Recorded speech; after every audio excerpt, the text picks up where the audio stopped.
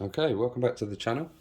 Today we're going to look at how to use the circuit tracks as a push controller for Ableton, where we put the patterns in and we can change key on the fly, and we use the master filter as a pseudo filter,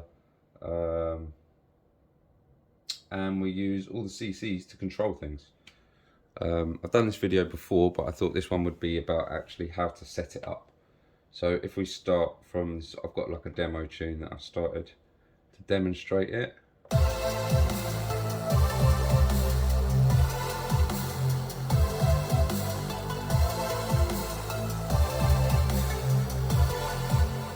So as you saw, all the faders, everything's coming through Ableton, and it's all synths. So I've got an instrument rack with Vital on it, and that's channel 1. That's our Reese. And if you go to synth 1, I've got control of the cutoff.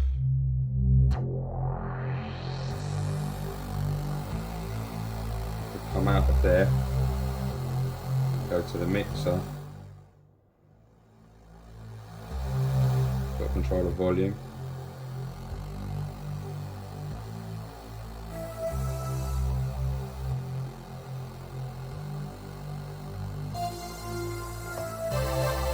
Channel 3.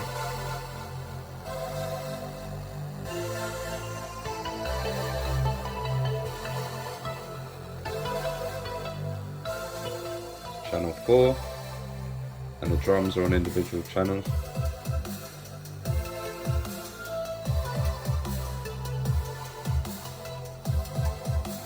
All the sequences that live inside the circuit tracks. When we come to the first one, I think I mapped a few things.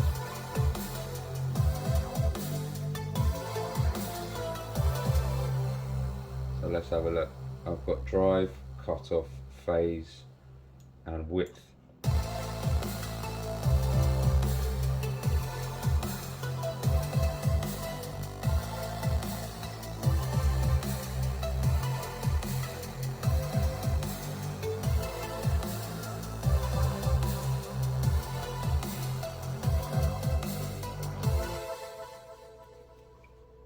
On synth 2 I didn't bother with any of that, and neither did I on synth 3. Just put processing on it. Same with synth 4. The drums have got a lot of processing, but essentially they are the same. You've got 4 channels, kick, snare, 2 hi-hats, which is exactly what I've got on here. They're just grouped, and the reason they're grouped is for processing purposes, so I can sidechain things to the beat and stuff like that. But with the dubstep track, because I've got my kick sort of going boom boom boom instead of boom cha boom cha, the kick's too busy to sidechain stuff to the beat, so I've made a fake sidechain channel, which is a kick drum that just goes 1 2 1 2. So it's very simple. Put a kick drum there, but it's on send only, so you don't hear it, so that way I can make stuff duck to it, which is nice. Right, next, I think what we'll do is we'll start completely again now, and I'll show you how to map it from scratch. So we'll start a new track in Ableton, and the first thing we'll do is I'll pull the cable out. Now it's plugged. Now I plug it into the computer. Close the box that comes up. Go to options, preferences. Now I want you to make sure all these things are ticked. So we don't need to sync it, not really. So we can go, we need to tick track and remote on the input, and on the output we want the same, track and remote. Don't bother with sync for now. Right, the next thing we want to do is start setting things up. So we'll first set up the drum rack. And also to say, before we start, if I go to synth 1, it's on MIDI channel 1, 2 is on 2, 3 is on 3, 4 is on 4, 5 is on 5. So that's the default. We're not going to do anything different there. What we are going to do though is get a MIDI channel up, and we're going to get a drum rack. Now if we look, when we press the key, we can see what note we're hitting, and it doesn't matter what key you hit, you're always going to hit the same note. It always outputs the same note. So if we put a drum there,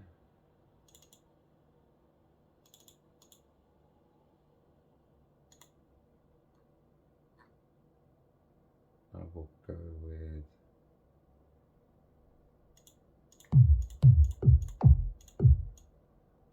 that. So we've got our kick drum. Next we'll get a hi-hat.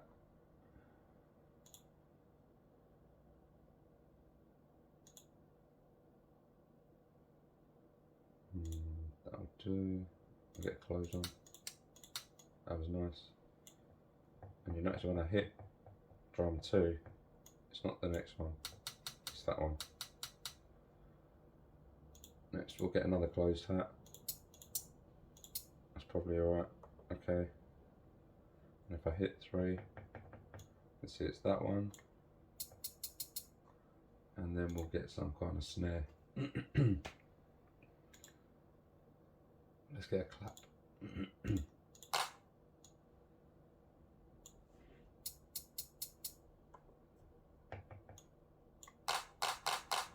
Now if we double tap note, or we just press note again, we've got,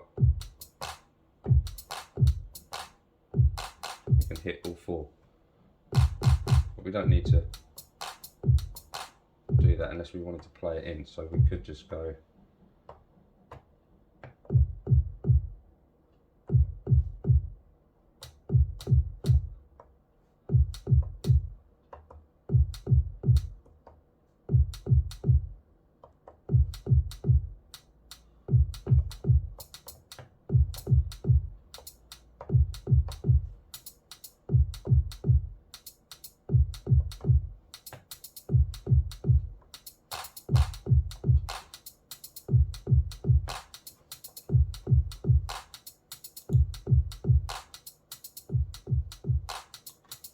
okay, so we've got something basic now.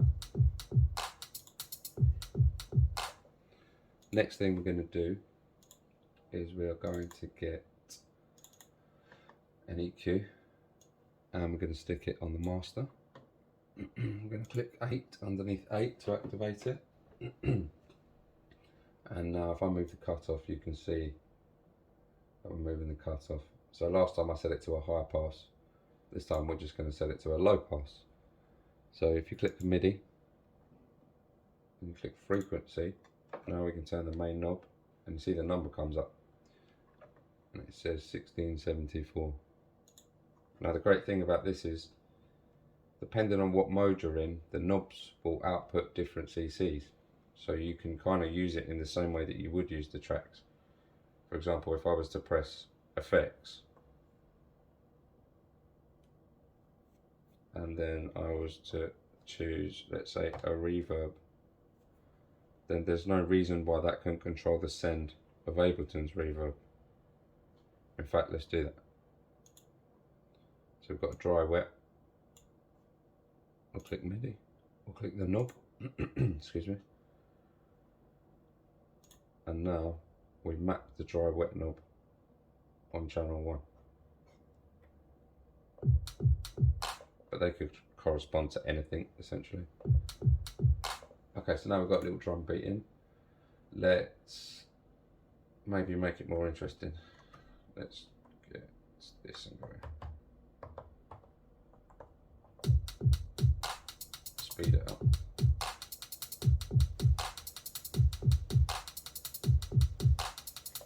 Okay, that's fine. Next, we'll get a synth, and I think we will get Vital.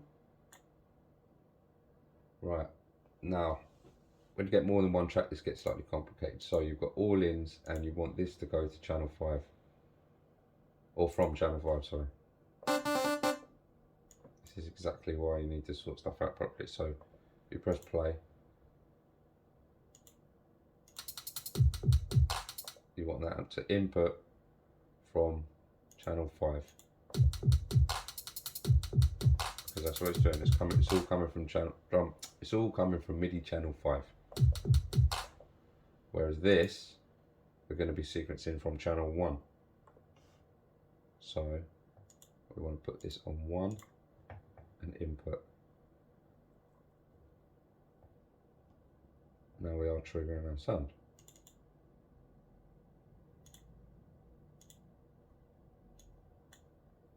But for some reason, I'm not hearing anything.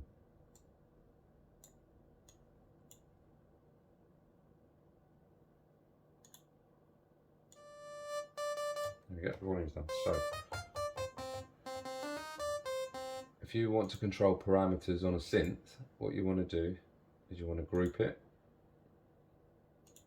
So you right click the synth and choose group. Once you've grouped it, you get macros that come up. Now before we start mapping anything, let's make things to map. So this is going to be bass, so we're going to go lower.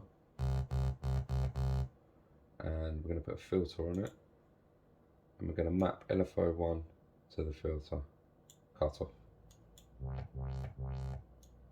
And we're going to draw an envelope that we like.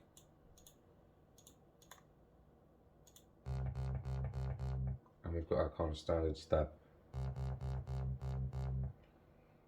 So first thing we're going to do is we are going to configure, well next thing we're going to do is configure all of this. So if you press this down arrow, it opens up. If you press configure, you can click the things that you would like to modulate and they'll come up in here. So we'll have cutoff, we'll have drive, and we'll have the envelope phase amount,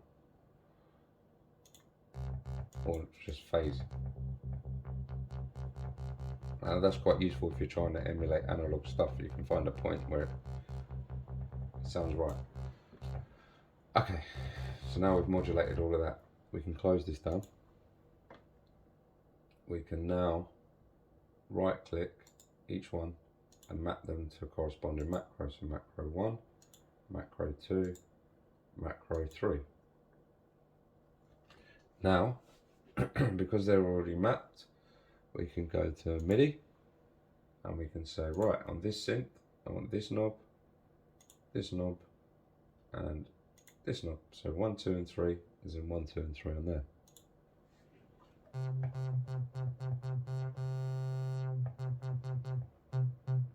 And some drive, move the LFO phase, or the envelope phase.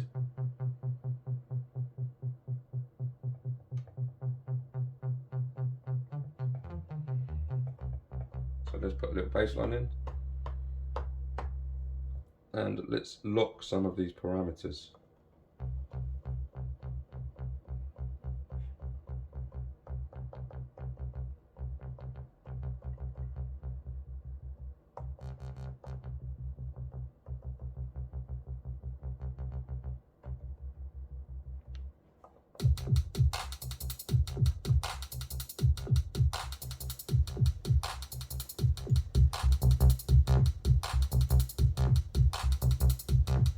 Seems to respond quite well. Right, next we're going to get up another MIDI track. I'm going to make sure that it's going to channel 2 and on input. Now let's put another synth on.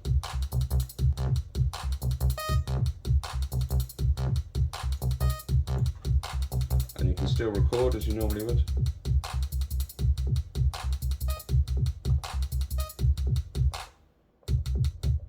And I seem to have lost my automation there. Let me just check. Something went wrong.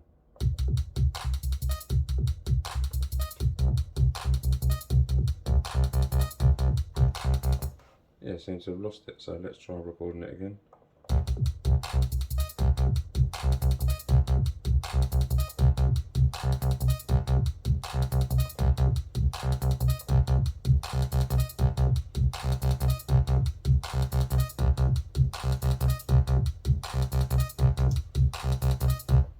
So you're going to be using the circuit to play.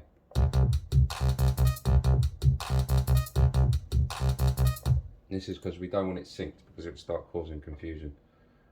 Next, I would say let's get another synth up and let's put some strings. So I'll get Serum and make sure Serum is only input into channel 3. We're on synth MIDI 1 now, which will be our synth channel 3.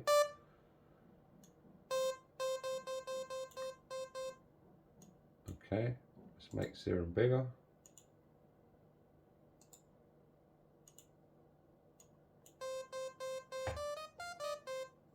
Let's give it some width and a bit of release. Another oscillator down an octave.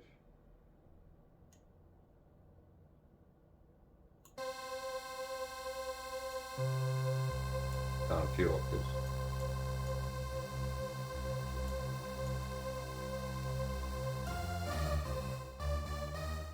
Okay, we've kind of got some strings going there. Maybe. Might be too low an octave. That's okay. So let's get some kind of strings going.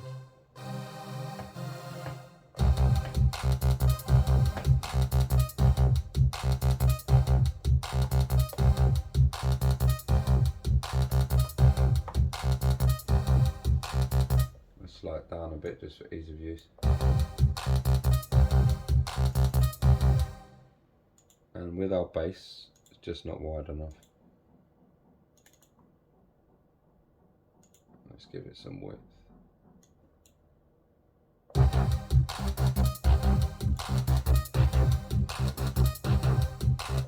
I think maybe the automation is a little bit too crazy. So let's get rid of it all.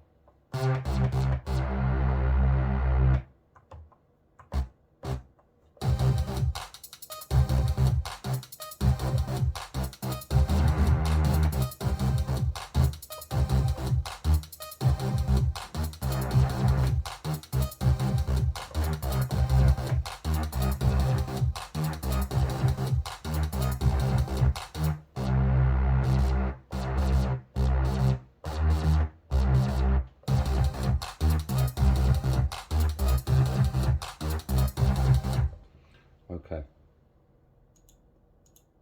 not the best in the world, but it will do for now. So next what we're going to look at is, if we go to the mixer page, we can MIDI map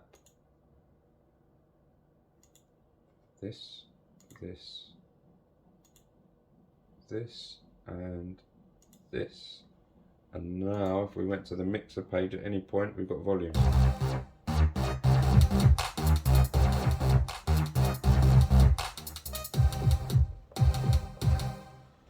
So I think I'll simplify the bass line.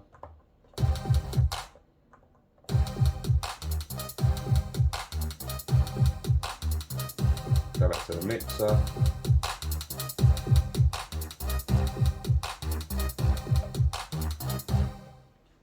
Okay, so next let's try and colour these the same as the track so we know what's going on.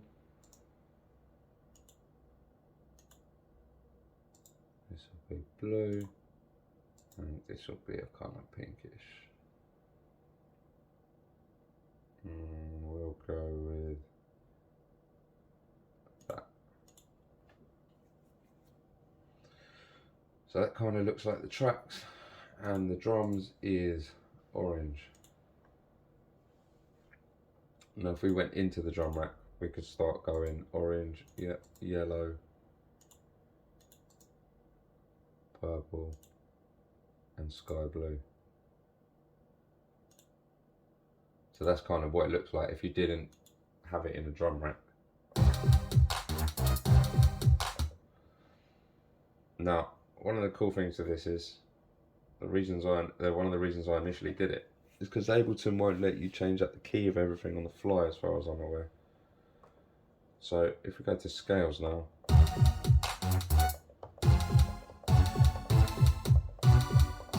and there I'm just changing the key, still on minor scale.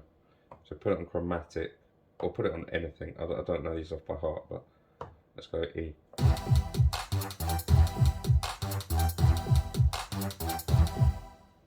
It's not too bad. Drums are terrible, so let's just quickly slap on a couple of things to make it sound a bit better.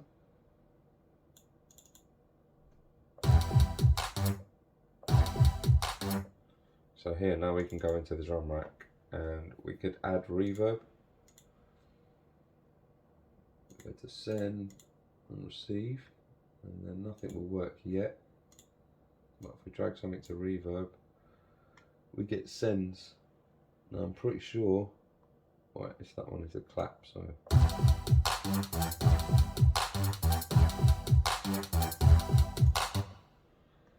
That bass one's terrible, so I'll go back and do something interesting.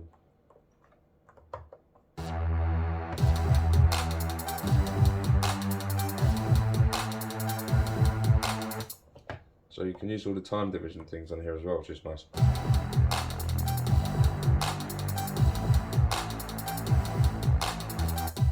Let's record that.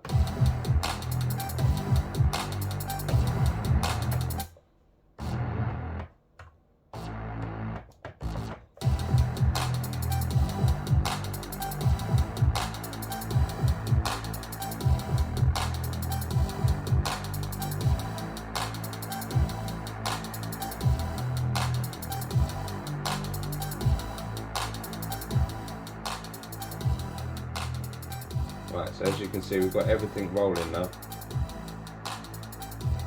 We've got drums, and we've got 3 synths going on.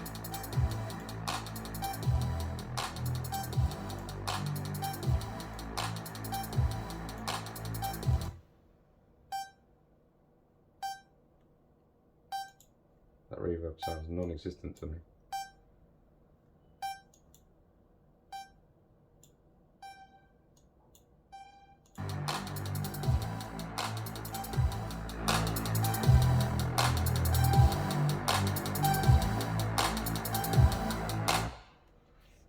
Now, if we was to press record, we'd have to arm all the channels first.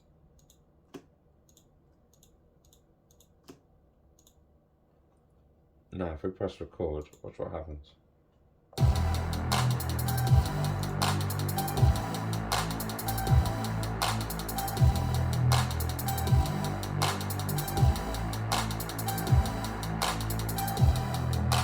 So I guess what I'm saying, at any point, you can record all the MIDI information into Ableton so that you're not going to have to keep it on the tracks. But I mean, at this stage, this is what I would do. I would save the track.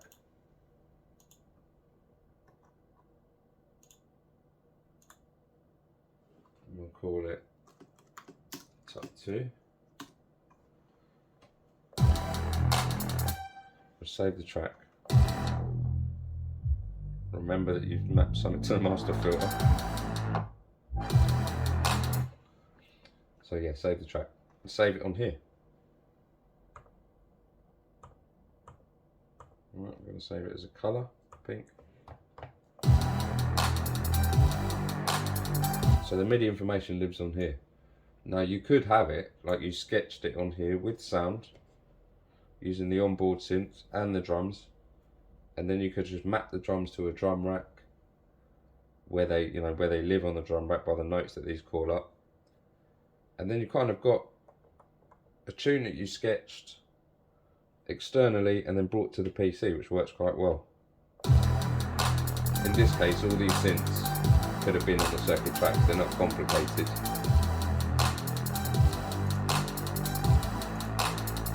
But what I'm going to do is I'm going to record this right from the beginning.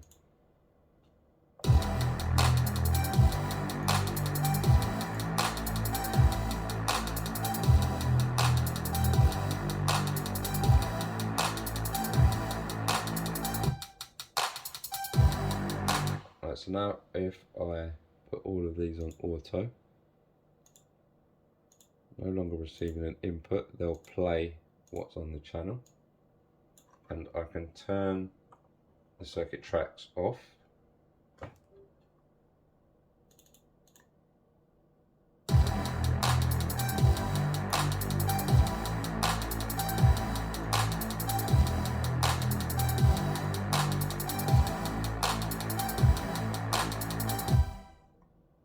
So that would be a perfect loop if we was to bring it over to here.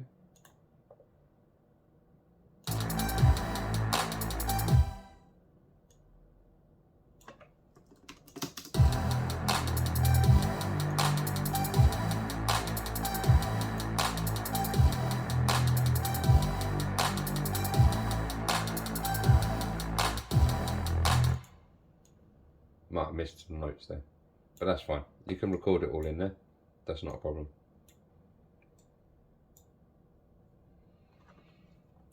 Now if we open this up again.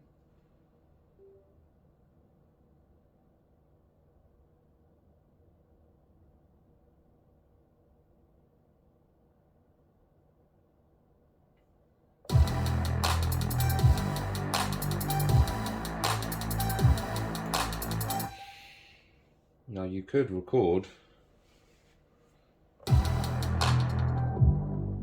even the filter automation.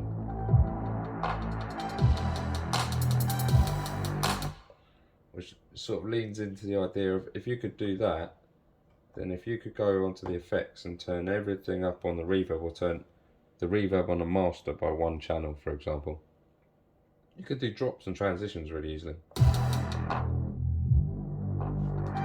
So you could perform this live, and then it would all be recorded in as MIDI data, which is quite nice.